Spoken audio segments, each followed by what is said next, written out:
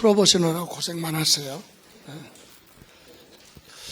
자, 오늘 문제는 지금 원래는 세법은 16문항이 한 세트잖아요. 근데 여기 시간을 맞추기 위해서 40문제에 다른 과목을 맞췄는데 우리 세법은 1번서부터 16번까지가 한 세트예요. 채점하실 때, 참고하실 때. 그리고 17번서부터 32번까지가 두 번째 세트. 그리고 이제 33번서부터 있죠? 33번서부터 40번까지 8문제는 점수에 넣지 마라. 그거는 듣도 보지도 못했는데 한번 이런 게 나왔어요 라고 물어볼 수 있는 문제야.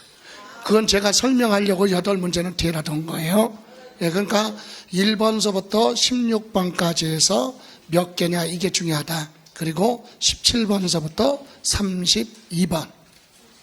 자, 그리고 또 하나는 제가 항상 수업하면서 자기가 생각하는 부분이 있어요. 그래서 객관적이지 못하고 주관적인 걸로 동형모의고사가 갈 수 있기 때문에 저는 메가 랜더하고 에듀윌의 대표 저자들이 친구도 있고 후배도 있고 그래서 저는 셋이서 문제를 공유를 합니다.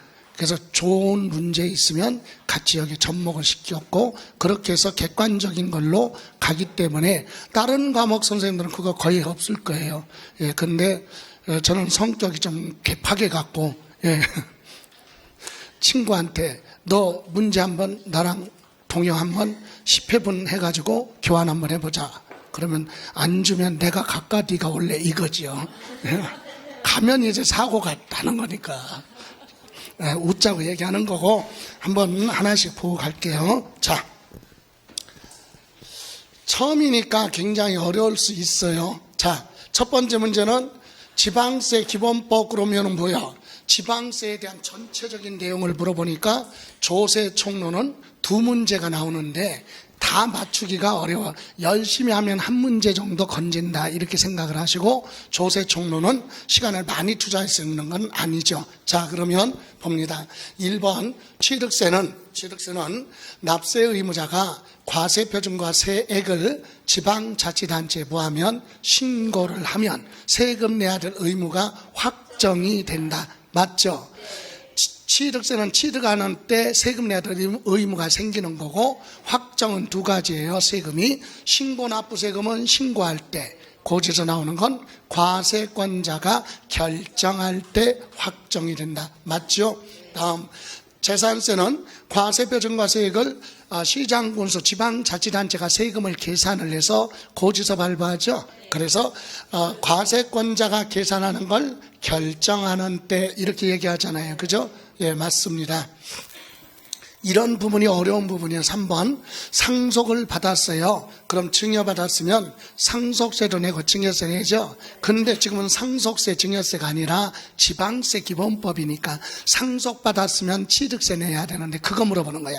증여받았을 때 취득세 내야 되는데 뭐를 냈어요? 법정신고 기한하면 취득세는 상속은 상속 개시일에 속하는 달 말일로부터 6개월 이내에 신고하고 증여세는 3개월 이내, 증여세가 아니라 취득세에 신고해야죠. 그때 과세표준 신고서 제출하지 않았다. 그러면 부과 제척 기간이 몇 년이냐? 길게 가요.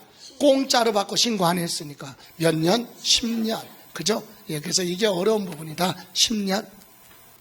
다음 4번 지방자치단체 징수 걷어가는 걸 징수금이라고 하는데 지방자치단체 권리는 그 권리를 행사할 수 있는 날로부터 즉 세금을 내라고 했는데 안 내면 강제로 압류를 해서라도 뺏어가야죠. 그게 징수예요. 그때 소멸시효가 있다. 기본 몇 년? 5년. 그런데 5천만 원 이상일 때는 10년. 이해가세요? 그래서 소멸시효 맞습니다. 그럼 국세도 똑같아요. 국세도 기본 몇 년? 5년. 근데 5억 원 이상. 그럴 때는 10년. 지방세는 5천만 원 이상이냐 이하냐. 요거 맞습니다. 다음. 지방세 기본법에 과태료 부과된 거 있죠. 예? 교통법규 위반해서 과태료 내라고 나왔죠. 그건 자기가 잘못된 거잖아. 예? 과태료 나왔어요. 근데 그거 나 억울해, 이의신청 안 돼. 예? 통고 처분이나 과태료 부과받은 건 자기가 원래 잘못한 거잖아. 그럼 세금의 부가징수, 여기 이의신청 심판 청구는 뭐야? 내가 잘못이 없는데도 세금이 너무 많이 나온 거지. 그럴 때 이의신청 심판 심사 청구하는 거죠. 물론 지방세는 심사 청구가 폐지됐으니까. 그래서 이의신청 또는 심판 청구 대상이 되지 않는다. 맞죠? 예, 이거 굉장히 어려운 겁니다. 이거 틀릴 수 있어. 그래서 답은 몇 번? 3번. 그러면 여러분이 틀렸을 때는 누차 얘기하잖아요. 내가 이거 틀렸어. 그럼 다른 사람도 뭐 했어? 틀렸어. 그럼 마음이 편해요. 그런데 남은 다 맞고 나만 틀렸어. 그러면 세상 피곤해서 어떻게 살아? 내가 맞았으면 어떻게 해? 내가 맞았어. 그렇지, 나만 맞은 거지. 남은 다 틀리고, 그죠? 그렇게 생각합니다. 자, 이번에는 두 번째, 부동산 관련 조세 납세 의무 성립시기. 자, 34회 시험에서는 납세 의무 성립시기 확정시기 이거 필수라고 그랬어요. 그죠? 영순위. 예. 순위를 따지지 마라. 무조건 출제될 확률이 아주 높습니다. 각 출판사 선생님 다 얘기하는 공통적인 내용이야. 자, 그러면 봅니다. 취득세는 무할 때, 취득하는 때 세금 내야 될 의무가 생기는 거 맞죠? 그럼 등록면허세는 등기 등록하는 때 세금 내야 될 의무가 생기는 거 맞아요. 그러면 소득세는 소득이 발생하는 때, 소득이 생길 때마다 아니죠. 기간이 정해져 있어요. 과세 기간이 끝날 때, 그죠? 예. 그리고 재산세나 종합부동산세는 과세 기준일 언제? 매년 6월 1일. 맞죠? 예. 이렇게 해서 틀린 건 몇 번? 3번. 조세 총론 두 문제에서 한 문제 맞으면 굉장히 열심히 한 거야. 됐어요? 자, 광범위하니까. 다음 이번에는 3번 갑니다. 2023년 농지취득의 경우 취득세 표준세율이 다 틀린 거, 지방세 특례제한법 그러면 감면 규정 그런 거 생각하지 말아라. 정상적으로 세금 내라 이거죠. 자, 그러면 농지예요, 표준세율. 자, 그러면 농지는 매매로 취득했다. 농지 말고는 1000분의 40인데 농지는 1000분의 30. 맞죠? 예. 개인이 증여받았어요. 농지를 증여받던 상가를 증여받던 주택이든 구분하지 않아요. 그래서 증여는 1000분의 35. 다만 비영리 사업자가 받으면 1000분의 28. 그래서 그런 단서가 없으니까 맞죠? 농지를 상속받았다 1000분의 23. 농지가 아니면 1000분의 28. 다음 합유물 공유물 분할은 1000분의 얼마? 23. 이렇게 농지만 가지고 반복해 보시고 5번 바다나 전을 매립해서 무슨 취득? 원시 취득 1000분의 얼마? 8. 틀렸죠. 예, 2021년까지는 감면 혜택을 줬지만 지금은 감면이 없다. 일몰 끝났어요. 그래서 원시 취득은 1000분의 얼마?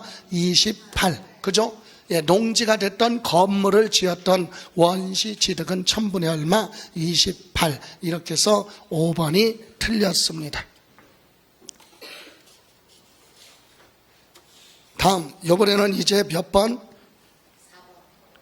4번 문제 많이 틀렸네요. 4번 문제 여기 보세요. 지방세 취득세에 관한 설명 옳은 거 지문 이외에 단서 조항은 없는 것으로 가정하라. 그러면 자, 첫 번째 국토의 계획 및 뭐라고 그랬어요? 이용에 관한 법률에 택지공사가 준공됐죠. 그럼 토지 위에 건물이 있으면 건축물 소유자가 취득세 내는 거고, 토지 위에 건물이 없으면 그냥 토지 소유자가 내야 되는데 여기는 건축물에 접속이니까 붙어 있는 거잖아요. 그럼 이 토지 위에는 뭐가 있어? 건물이 있잖아요. 그럼 누가 취득세 내? 건축물 소유자. 맞죠? 예, 이건 둘 중에 하나예요. 토지 위에 건축물이 있으면 건축물 소유자가, 없으면 토지 소유자가 납세 의무자가 된다. 다음 2번 타인의 채무에 근저당이 설정된 자기 부동산. 이거 생각하지 말고 자기 부동산을 자기가 뭐 받았어요? 낙찰 받았어요. 취득세 내는 거예요. 그런데 이거는 양도소득세에서는 양도로 보지 않는다. 그러나 취득세는 왜 내요? 자기 앞으로 등기해야죠. 경매가 실행되면은요, 기존에 있던 등기는 다 말소가 되는 거야. 그럼 낙찰받았으면 다시 등기해야죠. 그래서 취득세 납세 의무가 없다, 틀렸다. 취득세 납세 의무가 있다. 취득세 돼야 돼요. 자기 부동산 자기가 낙찰받았다, 취득세 되는 거예요. 양도는 아니고. 다음, 배우자, 직계, 좀비서 가망, 부모 자식이죠. 부모 자식 간의 매매는 매매가 아니라 기본이 증여. 그런데 거짓말할 수 없는 거 뭐? 공매, 경매를 통해서 취득했죠. 이건 거짓말할 수 없고 조작할 수 없어요. 그런 경우는 인정해줘. 뭘로? 매매로 취득한 걸로 본다. 그런데 증여로 취득한 걸로 본다. 틀렸잖아요. 증여가 아니라 뭐? 유상 또는 뭐? 매매. 다음 4번, 증여자의 채무를 인수하는 부담부 증여 나왔죠? 부담부 증여 그러면 무슨 부분? 채무 부분은 뭐다? 유상. 부담부 증여는 채무가 있어 유상이죠? 그래서 이것도 틀렸어요. 무상이 아니라 유상. 5번, 건축물 조작, 건축물 나왔죠? 건축물에 대한 취득세는요, 볼 것도 없어. 부대설비 설치했어도 누가 내야 돼? 주체, 구조부 취득자. 그런데 여기는 가설한 자가 취득한 걸로 본다. 틀렸죠? 건축물에 관련해서 각종 부대설비 설치했어도 건축물에 대한 취득세는 딱 한 사람, 누구? 주체, 구조부 취득자. 그래서 이거 틀렸죠? 예, 이렇게 해서 올바른 건 몇 번이에요? 1번. 예? 1번. 알고 있어도 문제를 통해서, 문제는 똑같이 나올 수는 없지만 이거 보시고 내가 알고 있는 내용을 정확하게 이론을 정리하는 걸로. 자, 이번에는 이제 몇 번이에요? 5번. 5번은 77%, 78%가 맞춰서 거의 맞췄다는 얘기인데 보죠. 이번에는 몇 번? 5번? 예, 5번 갑니다. 자, 5번에 보시면 취득세를 표준세율에서 중과기준세율을 빼라 그랬죠. 그럼 2%를 빼라는 얘기는 등기만 하는 거지 취득이 아니다 이거죠. 예, 그래서 틀린 거 그랬어요. 환매등기 여기만 보면 돼요. 환매등기는 진짜로 사고 파는 거 아니에요. 왔다 갔다 보면 등기만 하라. 그래서 옛날 취득세는 빼라. 취득 아니니까. 예, 맞아요. 두 번째, 상속받아서 1가구 1주택. 옛날에 무주택자가 상속을 받으면 취득세 내지 마 이런 게 있었어요. 그래서 취득세 내지 말고 등기만 하라. 맞습니다. 1년을 무하는 거 초과하는, 만약에 임시건축물 이렇게 나오면 취득세 안 내요. 근데 1년을 무하면, 초과하면 그건 등기는 안 해도 취득세는 내야 된다. 그래서 요거는 취득세 내기 때문에 취득세 세율이 1000분의 얼마? 22%로 가는 거예요. 등기 안 합니다. 소유권 이전 등기 안 한다. 없어질 거니까 취득세만 내라. 그런데 민법에 뭐 재산 분할, 내 거 내가 가져오는 거죠. 그러니까 취득 아니잖아. 등기만 해야 된다. 맞죠? 다음, 건축물 이전 그랬는데 동일한 대지 안에서 건물을 옮기는 건 새로운 취득이 아니에요. 위치가 바뀌었으니까 등기만 하라. 그죠? 예, 이렇게 해서 틀린 건 몇 번? 3번. 간주 취득하고 임시건축물 1년을 초과하는 건 2%만 취득세 냅니다. 등기 안 하기 때문에. 예. 다음, 이번에는 이제 6번으로 갑니다. 6번. 예, 6번도 67% 맞췄어요. 자, 10명 중에 6명 정도 맞췄는데, 자, 부동산에 대해서 누구 부동산이에요? 을소유 부동산에 누가? 갑이 뭐를 한대? 임차권 설정 등기. 등록면허세에서는 전세권이나 임차권을 종합적으로 물어볼 수 있다. 그죠? 그래서 임차권 설정 등기는 누가 하는 거예요 지금? 갑이 하는 거죠. 그래서 임차권자 그래도 되고 갑이다 그러면 맞죠? 예, 전세권 설정 등기는 전세권자, 지역권은 지역권자, 저당권은 저당권자. 맞아요. 그럼 말소라고 그랬죠. 말소는 지우는 거네. 그죠? 그럼 말소 등기는 누가 세금 내느냐? 부동산 소유자가 내요. 소유자를 뭐라 그래요? 설정자 또는 소유자. 누구 부동산이에요? 을. 그래서 이건 틀렸네요. 그죠? 누구예요? 설정자. 누구한테 있다? 을한테 있다. 설정자 해도 되고 부동산 두고 소유자. 다음, 임차권 설정 등기에 대한 등록면허세 과세표준 세율은 월 임대차 금액 있죠? 차임이라고 하죠? 그거에다가 소유권 말고 등기는 1000분의 2. 맞죠? 예. 다음 4번, 임차권 설정 등기에 대한 등록면허세 산출세액이 건당 6,000원보다 뭐하면 적으면 기본 얼마? 6,000원까지 돼야죠. 예, 맞습니다. 다음, 말소 등기 나왔죠? 그럼 누가 세금 내야 돼? 설정자, 소유자죠? 근데 말소 등기는 한 건당 6,000원. 건당 부과하죠? 한 건, 두 건, 세 건. 그래서 6,000원이고, 이때 6,000원 등록면허세 낼 때 따라가는 뭐가 있어요? 지방 교육세는 무조건 20%가 따라가죠? 6,000원에 20%니까 1,200원이 지방 교육세가 따라간다. 맞죠? 예, 이렇게 해서 틀린 건 몇 번? 2번. 네. 다음, 이번에는 7번으로 갑니다. 7번. 지방세법상 재산세에 관한 설명으로 틀린 거 7번. 잠깐만요. 자, 여기 보니까 7번 문제는 여기는 11.1% 맞췄는데 어저께 어떤 학원에서는 5%만 답이 났어요. 이게 어려운 거 아닌데 이게 굉장히 어렵게 느껴졌나 보네. 7번. 다른 데도 역시 똑같아요. 자, 볼까요? 자, 지방자치단체장은 2000몇 년? 23년 주택분재산세 400만 원인 경우에는 납부할 세액의 일부를 납부기한이 경과한 날로부터 2개월 이내까지 분할 납부할 수 있다. 아, 이거 틀릴 수 있어. 예. 자, 마저 틀려요. 분할 납부할 수 있다. 틀렸어요, 여기서. 납부할 세액이 얼마?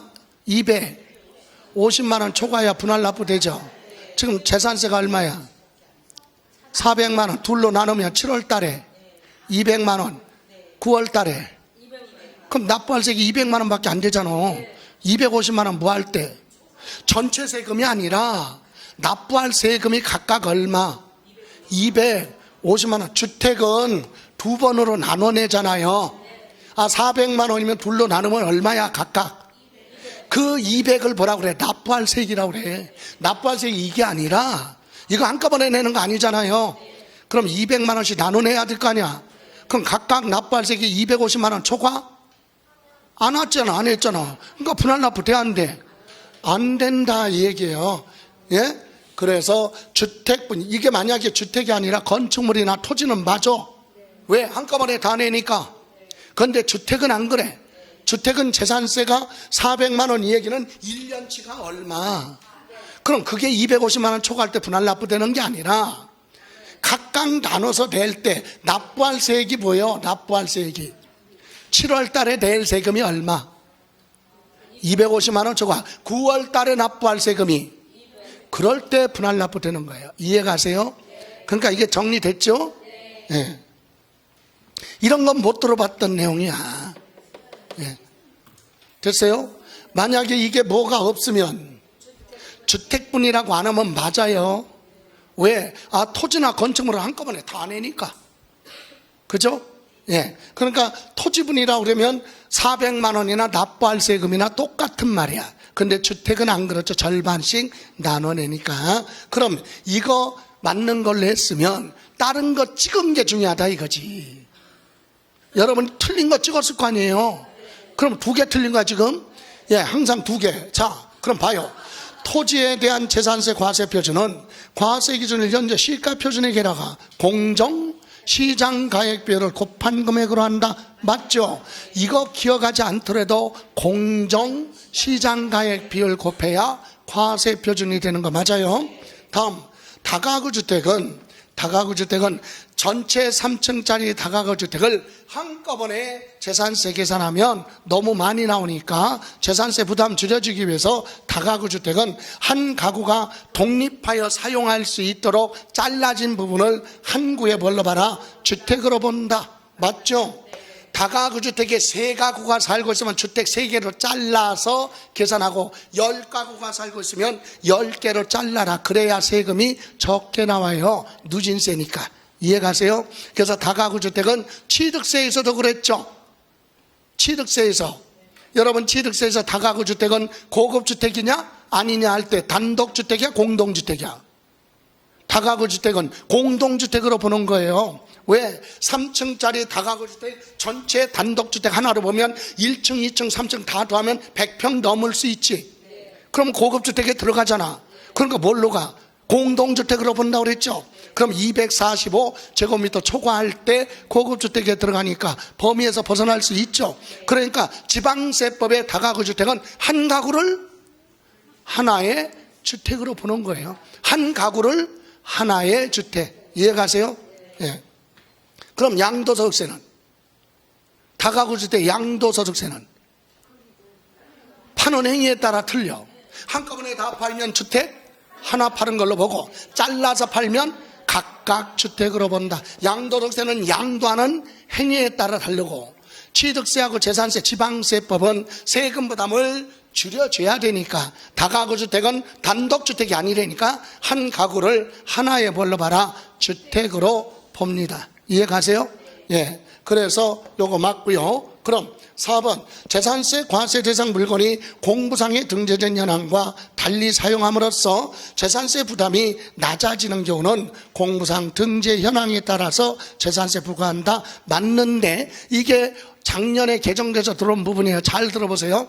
재산세는 공부상 현황과 사실상 현황이 서로 뭐하면 다르면 뭘로 가? 기본이 사실상 현황으로 보고 재산세 부과하죠.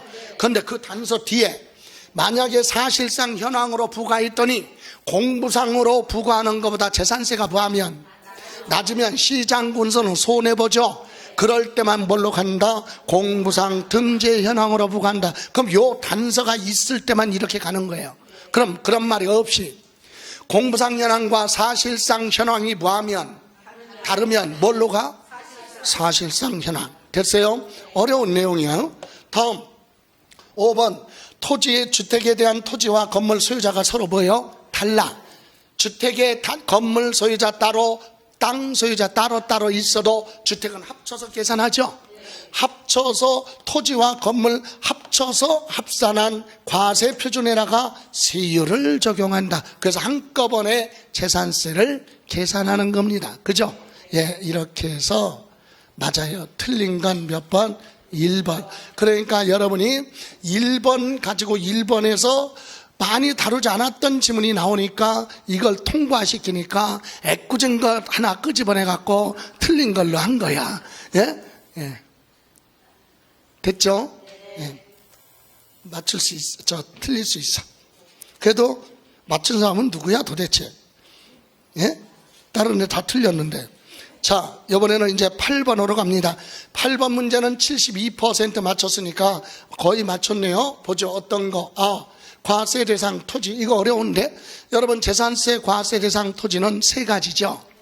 비사업용, 종합합산, 사업에 이용하는 거, 별도 합산, 따로따로 과세하는 거, 분리과세. 그죠?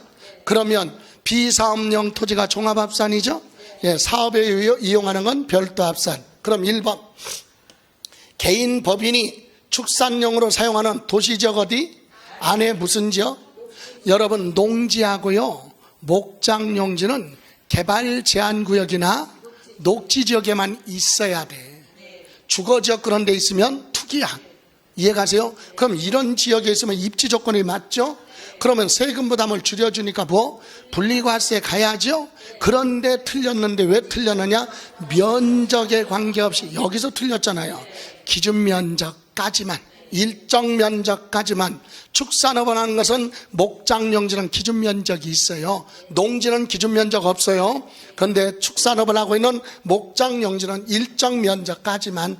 그죠? 다음 두 번째, 시상지역 산업단지나 공업지역에 뭐가 있다고요? 공장. 있을 장소 맞죠? 산업단지나 공업지역에 있어야 돼, 공장은. 그럼 주거지역에 있으면 안 봐줘요. 그러면 있을 지역에 있죠? 그럼 어디? 분리과세 가서 생산이니까, 사업이라도 공장은 생산성에 이용하니까 분리과세 가서 따로 세금 부담을 줄여줍니다. 그런데 여기서도 초과자가 붙었죠? 예, 초과자가 붙으면 묻지 말라고 그랬죠? 뭐가 초과됐는지 따지지 마. 어느 지역에 있었는지 필요 없어요. 초과자가 붙으면 뭐야? 비효율적 종합합산. 맞죠? 목장용지가 초과됐던, 공장용지가 초과됐던, 영업용 건조물 부속토지 기준면적 초과, 어쨌든 뭐 초과는 비효율적 종합합산. 됐어요? 다음 3번.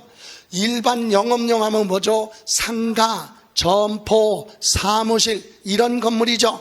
그럼 기준 면적까지는 사업하는 거니까 사업 별도 합산. 맞죠? 그럼 시지역에 무슨 지역? 주거지역에 뭐가 있어? 공장. 이거는 보호해 줄 필요가 없어요. 산업단지나 공업지역에 공장이 있으면 사업이라 하더라도 다른 거랑 합치지 말고 분리과세 가서 세금 부담을 줄여주는데, 이건 입지 조건이 안 맞죠? 그냥 다른 사업하고 다 합쳐라. 별도 합산.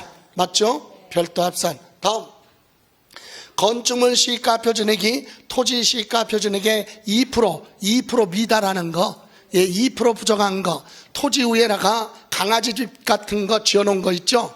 그럼 조그맣죠? 그래도 기준 면적을 무하는 거, 초과하는 건 종합합산입니다. 그래서 바닥 면적을 무한 거 제외. 이게 뭐야? 초과, 이 얘기예요. 바닥 면적을 무하는 거 초과. 초과자가 붙으면 어디로 갑니까? 종합합산. 그죠? 예, 이렇게 해서 틀린 건 몇 번? 1번.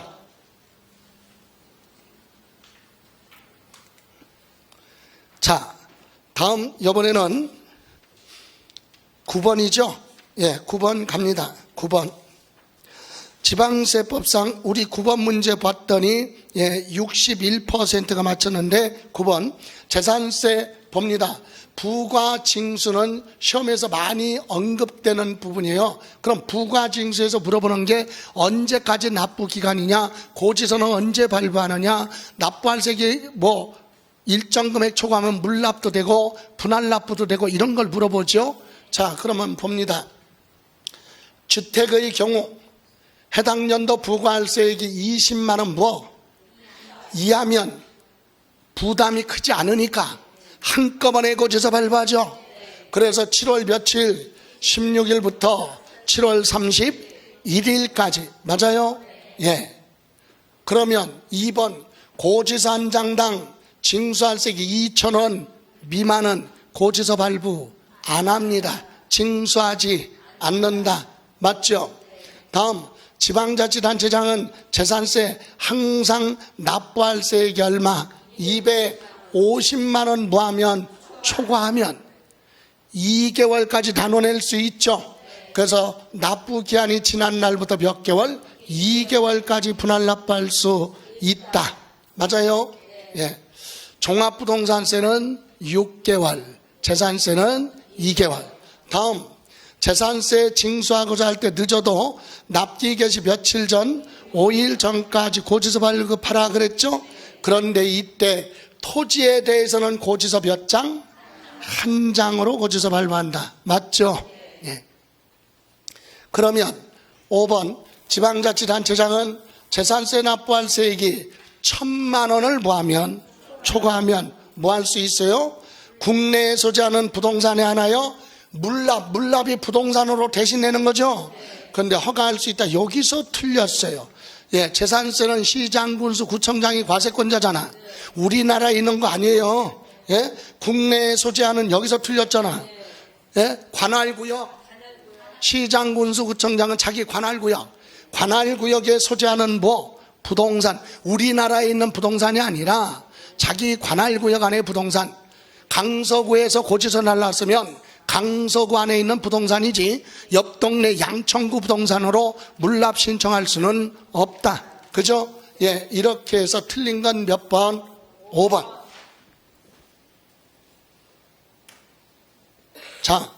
자, 이번에는 10번도 요 비율만큼 맞췄어요. 61% 맞췄는데 한번 보죠.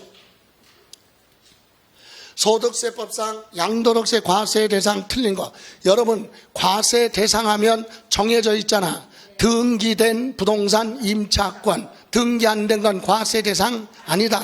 부동산과 따로 양도하는 영업권이나 이주권은 과세 대상 아니다. 그거잖아요. 자, 그러면 여기서는 미등기 부동산 임차권, 이거 과세 대상 아니잖아요. 그죠? 예, 그래서 답은 몇 번? 3번. 임차권은 반드시 뭐한 거? 등기된 것만 과세 대상이에요. 그리고 이주권이나 영업권은 부동산과 함께 양도할 때 과세 대상. 이거 틀리면 안 돼요, 이거. 예? 자, 이렇게 해서 틀린 건 3번으로 갑니다. 다음, 이번에는 11번 가는데요. 11번 절반, 딱 절반 맞추셨네요. 50%. 11번 어떤 문제인가 한번 보죠. 11번에 봤더니 거주자 임대소득에 대한 소득세 과세 여부에 관한 설명으로 가장 옳은 거. 참고로 임대소득은 33회 시험에서 출제가 됐어요. 보통 2년에 한 번 정도가 출제되니까 출제될 확률은 그렇게 높지는 않지만 그래도 한번 보고 갑니다.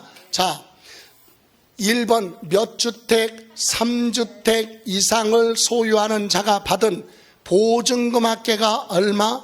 3억 원인 경우 법령이 정하는 바에 따라 간주 임대료가 뭐예요? 보증금에 대한 이자 계산해서 임대료로 간주한다. 월세 받은 걸로 본다. 이게 간주 임대료잖아요. 보증금의 이자 계산해서 월세 받은 걸로 계산한 걸 간주 임대료. 근데 주택임대소득은 3주택 이상 소유자의 보증금 합계가 3억을 초과해야 돼. 딱 3억이잖아. 초과했어요, 안 했어요? 그건 틀렸지. 3억을 뭐하라? 초과. 3주택 소유자의 보증금 합계가 3억을 뭐할 때? 초과할 때 간주 임대료를 계산합니다. 2번 2주택 소유한 자가 주택을 2개 가지고 있는 사람이 하나의 주택에 거주하고 가족이 주택 하나에서 살고 나머지 하나는 뭐하고 있어요? 임대사업을 하고 있죠. 그러면 임대사업하는 것만 하나 둘 그거 아니에요. 전체 가지고 따지는 거야. 얘 주택 몇 개야? 2개 소유자잖아요. 임대사업하는 주택 하나만 그게 아니라 1주택 소유자 가족의 이름으로 주택 딱 몇 개? 그런데 무슨 사업에? 그것만 비과세예요. 얘 지금 몇 개 가지고 있어? 볼 것도 없이 뭐야? 과세지. 과세하지 않는다. 틀렸다. 2주택은 과세하는 거야. 과세. 이해가세요? 그러니까 아직도 정리 안 된 사람이 있어요. 주택 가족이 사는 거 말고 임대사업 하는 거 주택 하나만 가지고 임대사업 하면 비과세 아니라니까. 가족이 사는 것까지 합쳐서 몇 개? 하나. 그랬더니 아니 그러면 주택 하나인데 가족은 어디 가서 살고 임대 줘요 그거? 이렇게 또 질문하는 분도 계셔. 뭐라고 그랬어? 아니 주택 하나 가지고 임대를 주고 자기는 부모님 집에 가서 얹혀 살던 아니면 딴 데 가서 전세 살던 월세 살던 신경 쓰지 마. 어쨌든 가족의 이름으로 주택 몇 개? 하나. 근데 무슨 사업을 해? 그러면 뭐야? 비과세. 이해가십니까? 예. 그래서 지금 2개는 볼 것도 없이 보다 과세. 3번 거주자 총수익 금액이 합계가 2천만 원 이하 임대를 해서 월세 받은 거 총 얼마? 2천만 원이 안 되는 소규모 주택임대사업자는 본인의 다른 종합소득이 있으면 거기에서 뭐한다? 거기에 합산을 하던가 아니면 주택임대소득을 따로 떼어서 분리과세를 하던가 둘 중에 하나를 뭐 할 수 있다? 선택할 수 있다. 그러면 2천만 원 이하인 주택임대소득은 종합소득으로 합산하지 않고 분리과세한다? 틀려. 종합소득으로 과세한다? 단정하면 안 돼. 법에 뭘로 돼 있다고 그랬어요? 둘 중에 하나를 선택할 수. 그러면 이거 바꾸면 분리과세를 적용한다 그러면 틀리지만 적용할 수, 그건 맞는 거죠. 이해가세요? 자, 2천만 원 이하인 주택 임대소득은 종합소득으로 과세하지 않고 분리과세를 적용할 수 있다. 반대로 분리과세 적용하지 않고 종합소득으로 과세할 수 있다. 이건 맞는데 한다 단정하면 안 된다 얘기. 틀렸죠? 다음, 그래서 둘 중에 하나를 뭐한다? 여기 자, 종합소득 또는 뭘로 분리과세를 선택할 수 있다.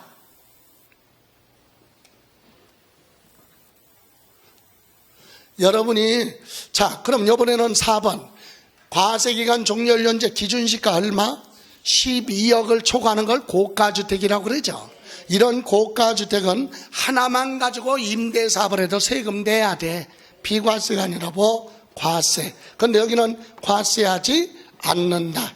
틀렸죠? 예, 고가주택은 하나 가지고 임대사업을 하면 원래는 비과세인데 고가주택은 과세를 한다. 고가주택이 뭐예요? 임대사업에서 고가주택은 파는 것이 아니니까 매매 가격이 없어. 그럼 뭐야?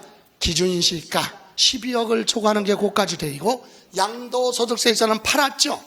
팔았으니까 실거래 가격이 12억을 초과할 때 고가주택, 금액은 똑같은데 기준이 틀리죠. 예, 그래서 임대는 파는 것이 아니니까 기준시가 얼마? 12억. 그런 고가주택은 과세다. 여러분, 양도소득이나 임대소득에 고가주택은 그냥 과세야. 비과세 혜택을 줄 수 없습니다. 그래서 과세하지 않는다. 틀렸어요. 과세합니다. 다음 5번. 본인과 배우자가 각각 주택을 소유하는 경우 이를 합산을 하여 주택수를 계산한다. 맞죠? 남편도 주택 하나, 부인도 주택 하나. 그럼 1세대 무슨 주택? 2주택. 그죠?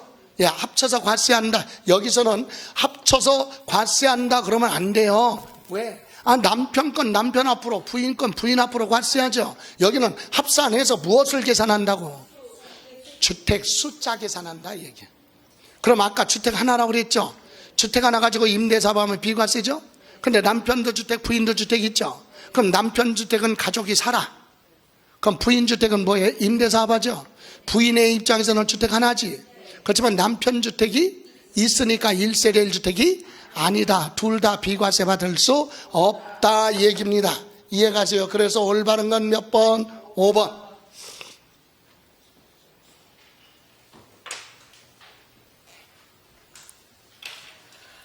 여러분이 집에서 모의고사를 동영을 집에서 동영상 듣고 푸는 사람도 있어요. 그런데 그거하고 이거의 차이가 엄청난 거야. 왜? 여러분은 오셔가지고 풀어봤잖아요. 풀 때 집중하잖아. 집중하니까 기억이 오래 간다는 얘기예요. 근데 동영상으로 들으면, 저도 지금 집에서도 신문 봐요. 신문. TV를 보면 금방 알죠? 정보가 빨리빨리. 근데 휙휙 지나가 안 남아. 휴대폰도 금방 검색을 하는데 기억이 안 남아요. 근데 지면을 본단 말이지. 그래서 저는 신문을 보면 속도는 늦지만 그래도 기억이 오랫동안 남아요. 그거와 똑같이 여러분이 그대로 문제는 무조건 본인이 먼저 뭐하고 풀고 그리고 나서 해설 듣는 것이 정석이다. 근데 문제 풀 때도요, 어떤 문제를 풀던, 예를 들어서 민법 40문제를 푼다. 그럼 너무 시간이 길잖아요. 그러면 반 잘라가지고 20문제 먼저 잘라서 먼저 풀고, 그리고 나서 20문제에 대해서 답을 한번 체크해보고, 그리고 나서 20문제 또 풀고, 이렇게 해도 되고, 아니면 그냥 시간 안배상 40분을 한꺼번에 50분을 해서 풀던, 이렇게 해서 풀어야 되는데, 그렇지 않고 푸는데도 하나 풀고 답 보고, 답 보니까 그 밑에 답이 또 보여. 그러니까 그게 또 답이니까 보이니까 그것이 또 답인 것 같아. 이건 의미가 없지. 그거 백날 해봐. 그건 공부한 것도 아니에요. 그러니까 문제를 풀 때는 의지하지 마라. 그러니까 기본서가 정리가 안 됐으면 문제 풀 때 자꾸 다른 걸 보게 돼. 요약집이나 기본서를 보게 돼요. 예? 거기 의지하면 안 돼. 그냥 풀고 그리고 나서 체크하고 나중에 잘못된 거 확인하고 이렇게 하세요. 예. 아직 시간 굉장히 많이 남았어. 30글이면 역사가 바뀌어. 역사가. 다 맞으려고 하지 말고요. 자, 더 갑니다. 자, 12번 봅니다. 양도 차익 산정에 대한 설명 틀린 거. 그럼 여기서 나오는 게 양도 차익. 양도 차익은 양도 가격에서 필요 경비 빼서 양도 차익 나오는데 뭘로 하지? 실거래로 하나, 기준시가로 하나, 이런 부분을 물어볼 텐데 한번 보죠. 자, 요거 많이 못 들어봤던 내용이에요. 자, 12번 한번 볼까요? 몇 퍼센트 맞췄나? 12번. 예, 16.7%. 역시 예상한대요. 봐요. 자, 양수인이 부담하기로 한 양도소득세는, 원래 양도소득세는 누가 부담하죠? 파는 사람이 세금 내는 거잖아. 근데 지금 누가? 취득하는 사람이 부담하기로 했죠. 그랬더니 어떤 분은 아니 왜 양도소득세를 사는 사람이 돼요? 파는 사람이 내야 되는데 안 그랬으면 말고 원래 파는 사람이 내죠. 그런데 특약을 했어요. 예를 들어서 내가 싸게 파는 대신에 양도소득세 내줄 수도 있다. 뭐 계약 나름이잖아요. 그래서 어쨌든 누가? 취득하는 사람이 양도소득세 일부를 부담하기로 했어요. 그러면 누구는? 양도 파는 사람은 상대방한테 매매대금 받죠. 거기다 세금 일부도 받을 거 아니야. 이게 세무서 들어가네. 세무서에서는 어떻게 한다? 받은 금액은 다 합쳐서 양도가액이야. 이해가세요? 다시 한번, 미련한 공인중개사가 특약을 할 때 뭐라고?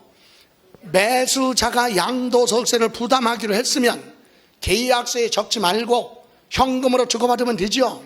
근데 거기 계약서 밑에다가 위에다가 매매 가격 얼마? 10억. 그래놓고 밑에다가 매수자는 양도소득세 1,000만 원을 부담하는 조건으로 한다. 그러면 세무서에 그게 들어가네. 그럼 세무서에서는 상대방한테 받은 게 10억에다가 1,000만 원도 받았잖아. 그럼 매매 가격이야. 얼마? 10억 1,000만 원. 이해 가십니까? 그래서 그 얘기하는 겁니다. 그래서 양도자가 양수자가 대신 부담한 것으로 양도 가액에 포함한다. 맞아요. 이해 가세요? 그런데 이게 비슷한 게 있네. 날짜 계산. 양도 및 취득 시기 계산할 때 대금을 부한 날, 청산한 날, 사고 파는 걸로 보죠. 날짜 계산할 때는 세금 부분 빼고 매매대금 주고받은 날을 대금 청산일로 하는 거고, 이건 날짜 계산이 아니라 매매 가격이 얼마야? 그럴 때는 상대방한테 세금 받는 거 있죠? 그것도 받은 거야. 다 무슨 가격? 매매 가격으로 갑니다. 이해가세요? 그래서 포함한다. 맞아요. 그러면 나머지 틀린 거 이제 보세요. 양도소득세 양도차익 계산함에 있어서 실거래 가격 적용이 원칙이다. 맞아요? 우리나라 법은 양도소득세 계산할 때 기본이 뭐야? 실거래라니까. 실거래. 당사자 간에 주고받은 가격. 됐어요? 그러면 만약에 참고로 실거래 가격으로 하는데 증빙 자료가 없으면 추계 결정 가죠. 세무서장이 조사해 놓은 가격. 그러면서 원칙이 실거래 가격 맞고, 3번 매매 사례 가액이 뭐예요? 매매 사례 가액은 다른 사람들이 거래한 가격이죠. 그래서 양도 또는 취득한 날 기준으로 전 3개월, 후 3개월, 전후 3개월 안에 다른 사람들이 인근에 비슷한 재산, 같은 재산 파는 거 있죠. 그런 매매 사례 가액을 뭘로 한다? 가액으로 결정할 수 있어요. 그래서 매매 사례 가액을 물어봤죠. 양도 또는 취득 전후 3개월 이내 해당 자산과 같거나 비슷한 자산에 매매 사례가 있으면 그런 가격을 매매 사례 가액이라고 한다. 세무서에서 조사해 놓은 거 맞아요. 그러면 4번 양도 차익 계산할 때 무슨 가액? 양도 가액을 원칙이 뭘로 한다고요? 실거래 가격으로 하는 게 맞죠? 예, 그런데 이때 추계 결정이 뭐예요? 증빙 자료가 없으면 실거래 가격 못하죠. 그럼 세무서장이 조사해 놓은 가격 가지고 계산하죠. 그때 매감환 틀렸죠. 왜? 양도 가액에는 요 환산 취득 가격은 들어가지 않는다. 이건 취득 가격을 몰랐을 때 들어가는 거예요. 그러면 여기는 양도가액을 몰라서 추계 결정할 때는 매매사례가액, 감정가액 또는 환산, 취득가액. 여기서 틀렸죠? 뭐가 없어야 돼? 그렇죠. 환산 취득가액은 취득가격 할 때만 들어간다니까. 그래서 여기 취득가격이라고 돼 있잖아. 양도가액 들어가는 거 아니에요. 그래서 올바른 지문으로 가려면 여기 봐요. 요게 없어야 돼. 그러면 매매사례가액, 감정가액으로 할 수 있다. 이렇게 가는 거죠. 예, 그래서 틀렸고, 다음 5번 양도가액을 뭘로 하면? 기준시가. 그럼 취득가격도 볼 것도 없이 기준시가로 간다. 이렇게 해서 틀린 건 몇 번? 4번. 이 부분은 새롭게 나온 많이 다루지 않았던 거예요. 요거 1번 지문. 예, 그래서 양도소득세를 매수자가 부담하기로 계약을 했다면 그것도 매매 가격이야. 그런데 날짜 계산할 때 언제 사고 팔았지? 양도 및 취득 시기 계산할 때는 세금은 뭐하고? 제외하고 매매 대금을 주고받은 날을 얘기하는 거고, 양도가액이 얼마냐? 이때는 상대방이 세금 부담해주면 그것도 양도가액에 더하라. 다음, 이번에는 이제 13번 갑니다. 13번 절반 정도 못 맞췄네요. 44% 맞췄는데 한번 보죠. 어떤 내용인가 보면 종합부동산세 과세 대상 요건을 충족한 것으로 가정한다. 여러분, 종합부동산세 과세 대상은 전국에 있는 주택, 전국에 있는 토지 중에서는 종합합산 토지, 별도 합산, 이것만 종부세 과세 대상이다. 분리과세는 투기 목적이 아니잖아요. 그래서 지금 개발 제한 구역에 농사 짓고 있죠. 과세 대상 아니다. 왜? 이거는 뭘로 가니까? 분리과세니까. 종부세 과세 대상 아니에요. 다음, 취득세 과세 대상, 중과세 대상인 고급주택 그랬죠. 자, 취득세는 고급주택이 있어요. 근데 재산세나 종부세는 고급주택 그런 거 없어. 그냥 주택이야. 과세 대상. 맞죠? 전국에 있는 주택, 고급주택이든 일반주택이든 다 과세합니다. 다음, 나대지 지상 정착물이 없는 건 비사업용 종합합산이죠. 과세.